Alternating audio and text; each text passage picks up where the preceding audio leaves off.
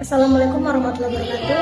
Selamat pagi, saya Sinta Nurhasi Batubara, mahasiswa S2 Fisika tahun 2024. Di sini Sinta akan membahas bagaimana mekanika kuantum digunakan untuk meningkatkan teknologi semikonduktor dengan quantum dots yang membuat layar smartphone lebih cerah dan energi lebih efisien.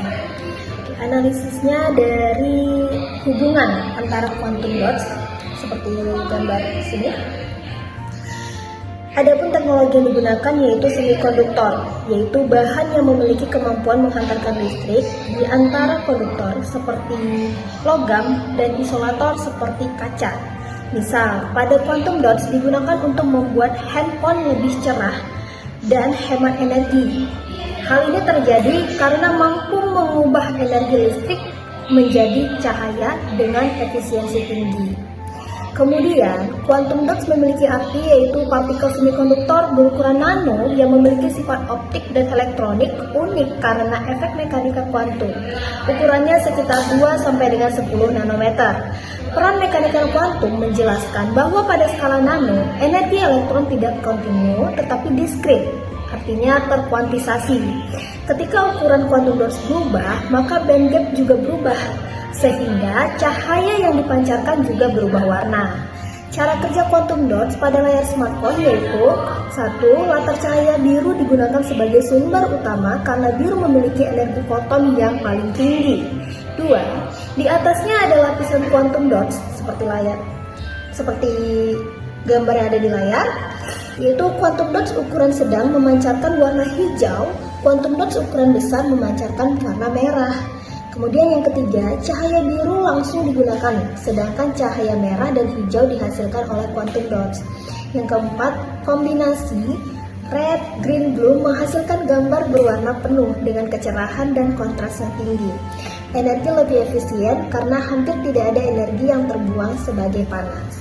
Berikut penjelasan tentang hubungan quantum dots dengan mekanika kuantum pada aplikasi smartphone. Lebih dan kurangnya saya mohon maaf. Dan saya akhiri dengan mobilitas Polidaya. Assalamualaikum warahmatullahi wabarakatuh. Selamat datang, saya Indra Yatrika dari mahasiswa S2 Fisika Universitas Sumatera Utara. Hari ini saya akan menjelaskan tema 3 tentang fotonik dan komunikasi kuantum. Indri akan menjelaskan bagaimana mekanika kuantum digunakan dalam pengembangan fotonik dan komunikasi aman melalui teknologi kuantum. Fotonik dan komunikasi kuantum adalah teknologi yang menjanjikan revolusi dalam cara kita bertukar informasi. Contoh visual dalam sistem komunikasi fiber optik yang pertama adalah kabel bawah laut dan transmisi data sebagai cahaya. Di sini saya akan menjelaskan fotonik dan komunikasi kuantum. Yang pertama adalah fotonik. Fotonik adalah ilmu dan teknologi yang berkaitan dengan penghasilan, deteksi, dan manipulasi cahaya atau foton. Peran fotonik dalam komunikasi, yang pertama membawa informasi. Dalam komunikasi serat optik, data dikodekan menjadi pulsa cahaya atau foton. Keunggulan utamanya adalah kecepatan cahaya dan kapasitas transfer data yang sangat besar. Meskipun sangat cepat, keamanan enkripsi data ini masih berbasis matematika yang berpotensi dipecahkan oleh komputer kuantum masa depan. Yang kedua ada infrastruktur, di mana seluruh jaringan internet global, termasuk kabel bawah laut, menggunakan sistem fotonik cahaya untuk mentransfer miliaran bit data setiap detiknya. Yang kedua ada komunikasi kuantum atau revolusi keamanan, di mana komunikasi kuantum ini memanfaatkan prinsip mekanika kuantum untuk mentransfer atau mengamankan informasi. Yang pertama ada qubit atau quantum bit. Qubit ini adalah unit dasar informasi kuantum berbeda dengan bit klasik, di mana bit klasik ini hanya 0 atau 1. Sedangkan qubit dapat berbeda dalam superposisi, yaitu keadaan gabungan 0 dan 1 secara bersamaan. Pentingnya kemampuan ini dan sifat kuantum lainnya, seperti entanglement. Entanglement adalah kunci untuk mencapai keamanan dan komputasi kuantum tingkat lanjut, di mana entanglement ini atau keterkaitan kuantum adalah fenomena di mana 2 atau lebih partikel kuantum seperti foton terhubung sedemikian rupa sehingga status kuantum salah satu partikel secara instan memenuhi status partikel lainnya. Terlepas dari jarak pemisah mereka, Einstein menyebutkan bahwa aksi seram dari jarak jauh. Entanglement dapat digunakan untuk membuat saluran komunikasi di mana setiap upaya untuk mengukur atau menyadap salah satu partikel secara instan akan mengubah statusnya, dan perubahan ini akan langsung terdeteksi oleh penerima. Ini yang secara fundamental anti-teretasan atau tidak bisa disadap. Yang ketiga ada aplikasi utama atau QKD, distribusi kunci kuantum. QKD adalah media untuk membuat dan mendistribusikan kunci ekspresi yang menggunakan prinsip mekanika kuantum. Ini adalah aplikasi komunikasi kuantum yang paling matang dan sudah direkomendasikan. Cara kerja sederhananya, yang pertama pengiriman, di mana pengirim mengkodekan kunci rahasia dalam status kuantum foton. Kemudian si transmisi, foton-foton ini akan dikirimkan kepada penerima dan pengukuran akan menerima sehingga pengukur satu foton tersebut. Deteksi penyadap. Jika ada penyadap yang mencoba menyerap atau mengukur foton, tindakan pengukuran pasti akan mengubah status kuantum foton sesuai prinsip ketidakpastian Heisenberg, di mana perubahan ini akan terdeteksi oleh pengirim dan penerima saat mereka membandingkan hasil mereka, sehingga mereka tahu kunci tersebut telah disadap dan membatalkan. Dampak pada QKD menjamin keamanan kunci ekspresi berdasarkan hukum fisika mekanika kuantum, bukan pada kesulitan komputasi, menjadikan solusi aman masa depan di mana terhadap ancaman komputer kuantum yang kuat, sehingga kita dapat menyimpulkan bahwa komunikasi kuantum menggunakan prinsip entanglement yang memungkinkan transfer data yang sangat aman, sangat penting untuk keamanan nasional dan data sensitif. Karena entanglement ini dapat digunakan untuk membuat saluran komunikasi di mana setiap upaya untuk mengukur atau menyadap salah satu partikel secara instan akan mengubah statusnya, dan perubahan ini akan langsung terdeteksi oleh penerima. Ini secara fundamental anti peretasan atau tidak bisa disadap. Teknologi kuantum berpotensi komunikasi global di masa depan, karena kita berada di ambang era komunikasi yang lebih cepat dan penting, sehingga kita harus memilih komunikasi kuantum entanglement. Sekian dan terima kasih. Selamat pagi, saya akan mengupas penerapan sensor kuantum untuk deteksi energi, suhu, atau polusi dengan tingkat akurasi tinggi yang membuat diagnosa medis lebih akurat dan pengawasan lingkungan lebih efektif. Pernahkah Anda membayangkan alat sensor yang bisa mendeteksi penyakit jauh lebih awal atau mengukur polusi dengan akurasi yang luar biasa? Jawabannya ada pada sensor kuantum. Apa itu sensor kuantum? Sensor kuantum adalah perangkat yang memanfaatkan prinsip-prinsip sensitif dari mekanika kuantum, seperti superposisi untuk melakukan pengukuran. Sensor ini bekerja pada skala atomik dan subatomik. Sifat kuantum partikel sangat peka terhadap gangguan eksternal seperti medan magnet, gravitasi, atau keberadaan molekul tertentu. Sensor ini dapat mendeteksi perubahan sekecil apapun yang sebelumnya tidak mungkin terdeteksi. Berikut gambar yang menyajikan skema visual tentang cara kerja salah satu jenis sensor kuantum paling canggih saat ini, yaitu sensor yang menggunakan pusat nitrogen vakansi di dalam kristal berlian. Aplikasi sensor kuantum yang pertama di sektor kesehatan. Sensor kuantum menjanjikan diagnostik yang revolusioner, contohnya pencitraan otak tingkat tinggi. Quantum magnetometers dapat mengukur medan magnet yang sangat lemah yang dihasilkan oleh aktivitas otak.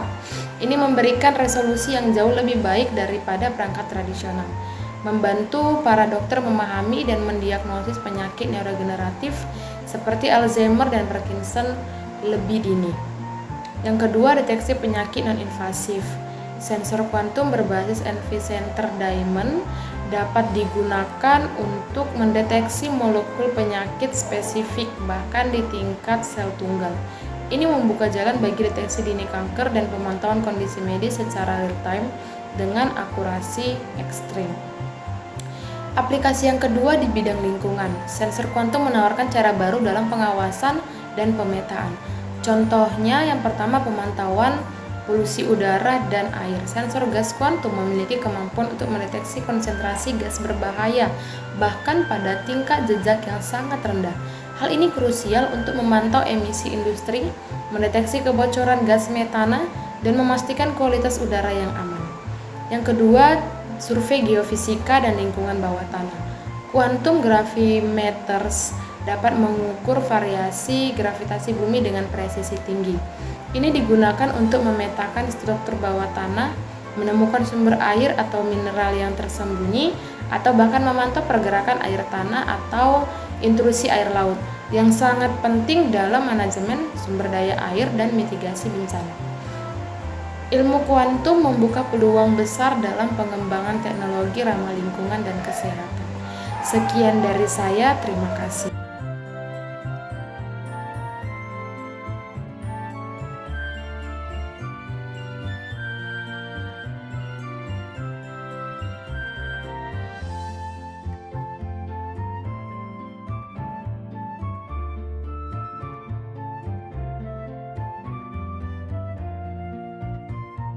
Halo semuanya, perkenalkan saya Muhammad Abdul Kermagus, biasa dipanggil Akram.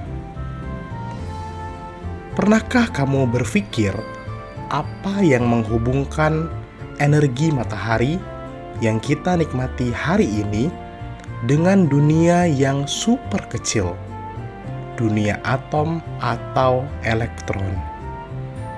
Jawabannya ada di ranah ilmu pengetahuan yang paling menakjubkan, yaitu mekanika kuantum.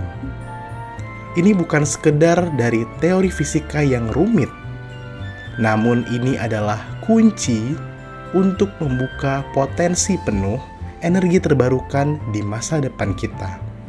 Mari kita selami. Singkatnya, mekanika kuantum adalah ilmu yang mempelajari perilaku materi dan energi pada skala atom dan subatom. Di dunia kita sehari-hari, kita tahu bahwa benda bergerak pasti, itu namanya fisika klasik. Tapi di dunia kuantum, segalanya jadi aneh dan luar biasa. Konsep kunci yang perlu kamu ketahui yang pertama, dualitas gelombang partikel. Elektron yang membawa energi bisa berperilaku seperti partikel dan seperti gelombang secara bersamaan. Kemudian yang kedua, ada yang namanya kuantisasi energi. Energi tidak kontinu, melainkan datang dalam paket-paket kecil seperti anak tangga yang kita sebut kuanta atau foton. Energi matahari contohnya bisa sampai ke bumi dalam bentuk paket-paket ini. Nah, mekanika kuantum memberi kita tahu aturan main di level fundamental. Mengapa ini penting? Karena semua teknologi energi dari baterai ponsel hingga panel surya itu beroperasi dengan memanfaatkan pergerakan elektron. Nah, teknologi energi terbarukan saat ini seperti panel surya yang sekarang ada itu sudah bagus. Tapi masih ada batasnya. Kita kehilangan banyak energi sebagai panas. Disinilah mekanika kuantum menjadi game changer melalui material kuantum. Panel surya bekerja dengan menyerap foton yang kemudian melepaskan elektron dan menghasilkan listrik. Tantangan kuantumnya, panel silikon konvensional itu hanya bisa menyerap energi dari foton dalam rentang tertentu. Foton dengan energi yang lebih rendah akan terlewat. Yang lebih tinggi energinya akan terbuang sebagai panas. Nah, solusinya dalam mekanika kuantum, para peneliti sedang mengembangkan material perovskit atau titik kuantum yang disebut dengan quantum dots, di mana material ini dirancang menggunakan prinsip kuantum untuk menyelesaikan energi serapannya. Bayangkan, panel surya yang bisa menyerap hampir semua warna cahaya matahari, menjadikannya berkali-kali lebih efisien. Kemudian, baterai yang bekerja dengan menyimpan dan melepaskan ion serta elektron. Solusi dari material kuantumnya dengan mendesain elektroda kuantum, kita bisa membuat jalur bagi elektron dan ion untuk bergerak jauh lebih cepat dan teratur. Hasilnya, baterai kuantum.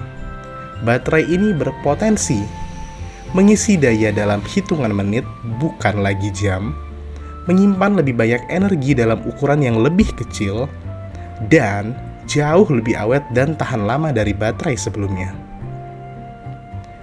Dampak teknologi ini bukan hanya soal peneliti dan ilmuwan di laboratorium. Ini akan mengubah kehidupan kita sehari-hari. Energi yang lebih murah, panel surya super efisien, berarti biaya listrik terbarukan akan turun drastis. Transportasi massal misalnya, baterai akan mempercepat transisi kendaraan listrik yang bisa diisi dayanya saat minum kopi sebentar, bukan seperti Ever sekarang heard of a saat quantum ini dot? yang What harus about an menunggu artificial lama atom? untuk Though it melakukan might sound like pengecasan. technobabble from revolutionized fields Kemudian like kemandirian medicine, energi, consumer di electronics, mana and setiap rumah especially solar tangga energy. bisa Actually, menjadi quantum dot produsen technology has energi been yang in jauh TVs for lebih efisien. years. So why isn't it already in Mekanika my solar kuantum panels? adalah Well, there are bahasa a few alam challenges, semesta some of which might di sound level familiar to terkecil. you if you're in the know when it comes Dengan to cutting-edge solar memahaminya, tech. kita bisa But if we can merekayasa engineer around these materi challenges, then dan these little menciptakan devices could have a teknologi yang big sebelumnya impact, hanya breaking the ada limits of dalam our current mimpi. solar panels and ushering in a new, radically Jadi, more efficient age of solar energy. Kali berikutnya So kamu let's take a melihat look at what a panel quantum dot surya, is and ingatlah why so many bahwa people think this di little baliknya advancement ada tarian elegan elektron yang diatur oleh hukum-hukum kuantum.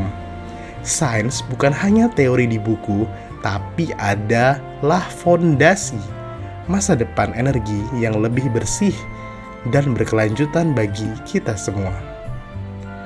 Tertarik dengan topik ini? Cari tahu lebih banyak tentang mekanika kuantum. Sampai jumpa di konten berikutnya.